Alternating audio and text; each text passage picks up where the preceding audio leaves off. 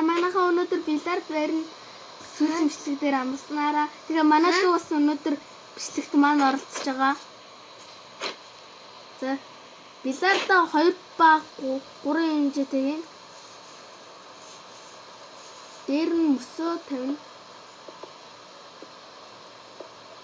Дээр нь ногоон карт хивсээ тавина.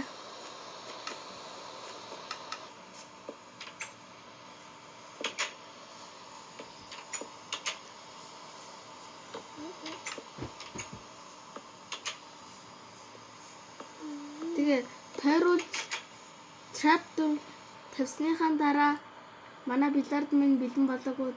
Одоо бильярдныхаа юу гэрх болно? Бильярдныхаа савааг тавьдаг газар барих болно. Ингээд бильярдныхаа савааг барьдаг газар бэлэн болсон. Одоо энэ бол бөмбөгнүүдийг хийх газар хэрэгтэй болдог. Тийм болохоор бас ингэж юм. Цас слайм мангасны бөмбөг галдны слайм блокны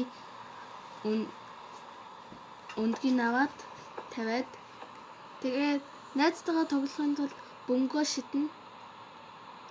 Тэгээд бүрд шидчихлээ уулчлаа. Өөрөө халтраад найз чинь барьж авахгүй бол чи ялсан гэсэн үг. Өнөөдрийн бичлэгийг үзсэн баярлалаа. Дараагийн бичлэгээр бильярдны байшин барих болно. Баяр таа.